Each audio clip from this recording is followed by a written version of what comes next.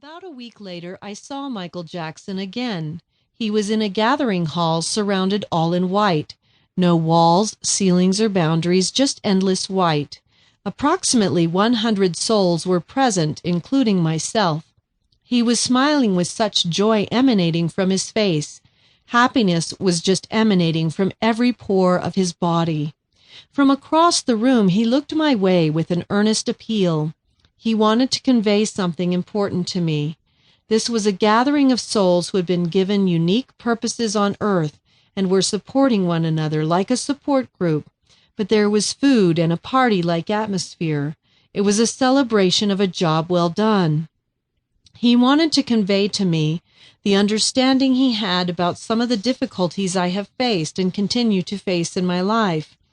Many of these challenges included the physical infirmities we both bore privately while attempting to keep the public persona in place. The other included the difficulties we had faced with relationships and marriage. Although he had been married twice and divorced, I'd been married my entire adult life, but my situation had been difficult as well. Due to issues of abuse, we remained separated much of the time, and because of my serious illness, divorce was not an option.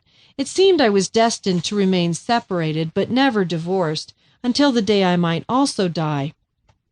We both shared the inability to experience true love in our lives and the need to press on despite physical sufferings and pain, which we both felt a need to keep hidden because of the lack of understanding of those with whom we might come into contact. He understood my challenges, and I, in certain ways, understood his.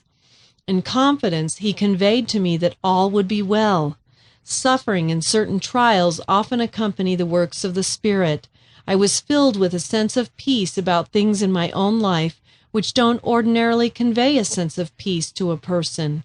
It was a profoundly peaceful but joyful place with no judgment, just congratulations for him and the others present on getting through it all, I think.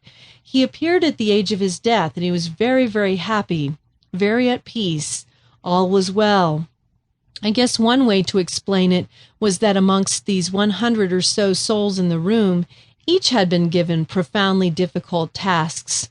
Most of these people were not famous, some were, but the vast majority of them had been given difficult unseen tasks. There was a mix of all of these things. Many of them had undergone huge trials during those lives, and I felt this overwhelming sense that there was complete understanding of the causes which led to many of the difficulties they had all experienced. In a sense, they were all celebrating that they'd all undergone tremendous suffering and trials. They'd all handled it the best they could, and it was all understood here. Although there was a sense of knowing that they had all gone through difficulties and had responded in varying ways to those difficulties, there was absolutely no mention of specifics. It was simply put, job well done, congratulations, it's over. I cannot speak for anything more than I just saw, but that was what I saw last night. I know there were controversial things in his life. I can only say I have not yet seen anything regarding them. It doesn't mean it's not there or that it won't come up. It just means I have not seen anything regarding them as of yet. Only God knows the true heart of his soul or the truth about any of these kinds of matters. Michael Jackson was in a state of pure happiness. He was truly happy, and the space we inhabited remained pure white. Many people were around him, and the interesting thing was that they were all congratulating one another. Michael was not more special in this room than anyone else. They were all being celebrated together. It wasn't a worldly type of celebration, rather a celebration that is more akin to spiritual progress, triumph over darkness, creative light coming through despite great trials and sufferings, and even just the use of the sufferings of this world to create a greater spiritual fruit.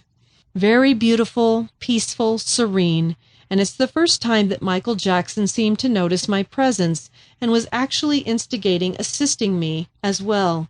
He was very kind about helping me through similar trials. I found this very moving since he had just died himself and obviously would have much on his plate to deal with, not just the normal crossing over, but the untimely nature of his death and the remaining responsibilities with his children in the world. To keep listening to this audiobook, I've left you a link in the description so you can do it, at no cost thanks to Audible's 30-day free trial.